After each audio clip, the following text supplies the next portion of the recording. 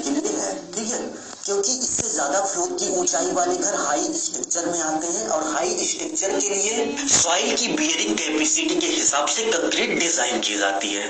तो इस बात को आप नोट कर लीजिएगा कि वीडियो में आपको जो भी जानकारी बताई जा रही है ग्राउंड फ्लोर, फर्स्ट फ्लोर और सेकेंड फ्लोर यानी कि इस ऊंचाई के घर के लिए बताई जा रही है। तो चलिए एक एक करके देखते हैं कि घर बनाते समय प्रत्येक वर्ग के लिए कंक्रीट रेशियो हमें क्या रखना चाहिए। घर बनाते समय सबसे पहले कुछ इस तरीके से फाउंडेशन पीसीसी वर्क कंप्लीट किया जाता है। तो फाउंडेशन पीसीसी वर्क करते समय हमें 1:8 रेशियो का कंक्रीट यूज करना चाहिए। आप इसको नोट कर लीजिए। यदि आप ड्राइंग में देखना चाहते हैं तो आप देख सकते हैं कि ड्राइंग में यहाँ पर पीसीसी लेयर दी गई है और पीसीसी लेयर के लिए जो कंक्रीट रेशियो है 1:8 का है, यानी कि 1 बैग आपका सीमेंट हो गया, 4 बैग आपका सैंड यानी कि बालू हो गया और 8 बैग आपका कोर्स सेग्रीगेट यानी कि गिट्टी हो गई, ठीक है। सेकेंड पॉइंट की बात करें तो पीसीसी वर्क कंप्लीट होने के बाद हम कुछ इस तरह से फाउंडेशन बनाते हैं। तो फाउंडेशन बनाते समय हमें जो कंक्रीट रेशियो यूज करना चाहिए कुछ इस प्रकार है। हमारा कंक्रीट रेशियो कुछ इस तरीके से होगा, 1 बैग आपका सीमेंट हो गया, 2 बैग आपका सैंड यानी कि बालू हो गया और 4 बैग आपका कोर्स सेग्रीगेट यानी कि गिट्टी हो गई। और सेकेंड कंक्रीट रेशियो की बात करें तो फाउंडेशन बनाते समय इन दोनों में से आप किसी भी एक कंक्रीट रेशियो का यूज कर सकते हैं, या तो आप 1:4 रेशियो का कर लीजिए या फिर 1:3 रेशियो का कर लीजिए, ठीक है। स्पेशली आप यहाँ पे देख सकते हैं G+2 फ्लोर का घर बन रहा है, तो यहाँ पर G+2 फ्लोर का घर बनाते समय 1:4 रेशियो का कंक्रीट फाउंडेशन वर्क में यूज हो रहा है, ठीक है। तो फाउंडेशन बनाते समय आप इन दोनों कंक्रीट रेशियो में से किसी भी एक का यूज कर सकते हैं। हमारा नेक्स्ट पॉइंट है कि डीपीसी बनाते समय हम किस रेशियो का कंक्रीट यूज करते हैं। तो डीपीसी के लिए सिंपली आप 1:4 रेशियो का कंक्रीट यूज करेंगे। 1 बैग आपका सीमेंट हो गया, 2 बैग आपका सैंड हो गया और 4 बैग आपका एग्रीगेट यानी कि गिट्टी हो गई, ठीक है। नेक्स्ट पॉइंट पे आते हैं कि घर का प्लिंथ बीम बनाते समय किस रेशियो का कंक्रीट हमें यूज करना है। आप देख सकते हैं कि घर का प्लिंथ बीम हम कुछ इस तरह से बनाते हैं।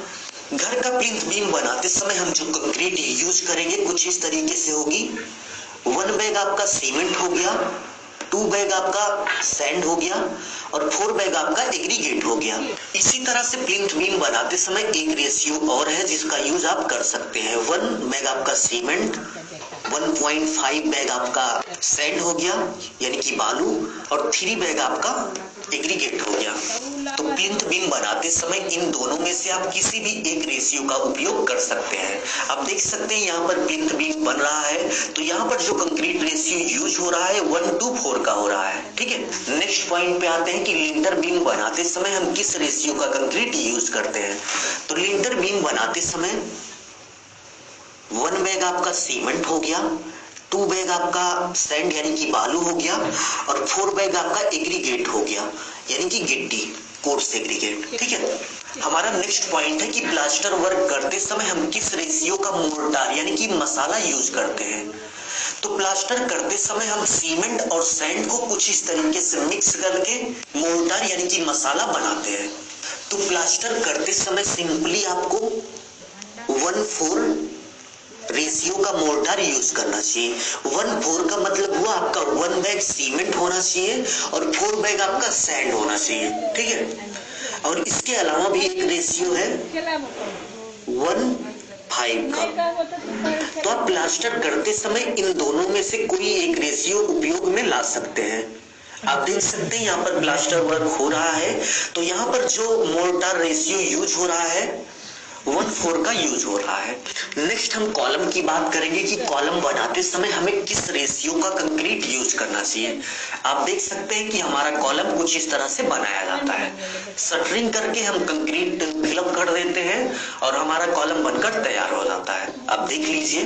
तो घर के लिए हम जो कॉलम बनाते हैं, कॉलम बनाते समय कॉलम में हम जो कंक्रीट रेशियो यूज करते हैं कुछ इस तरीके से है आपका 1:4 से लेकर 1.5 3 इस पे स्पेशली यहाँ पर जो कॉलम का वर्क हो रहा है, तो इस कॉलम को करने में 1:4 रेशियो का कंक्रीट यूज हो रहा है। ठीक है, नेक्स्ट स्लैब की बात करें कि स्लैब बनाते समय हम किस रेशियो का कंक्रीट यूज करेंगे।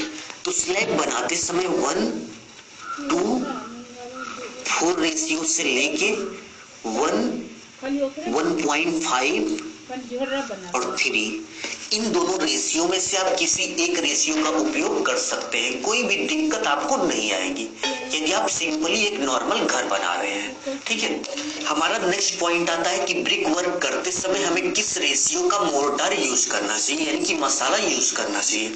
तो आप देख सकते हैं कुछ इस तरीके से हमारा ब्रिक वर्क होता है। तो ब्रिक वर्क करने के लिए आप सिंपली 1/4 का मतलब एक बैग आपका सीमेंट हो गया और 4 यानी कि 4 बैग आपका सैंड यानी कि बालू हो गया। ठीक है, तो 1/4 से लेकर 1/5 इन दोनों में से आप किसी भी एक रेशियो का उपयोग कर सकते हैं। और स्पेशली यहाँ पर ईंट को जोड़ने के लिए जो रेशियो उपयोग किया जा रहा है 1/4 है। ठीक है, नेक्स्ट हम फ्लोर यानी कि फर्श की बात करेंगे कि फर्श बनाते समय हमें किस रेशियो का कंक्रीट यूज करना चाहिए।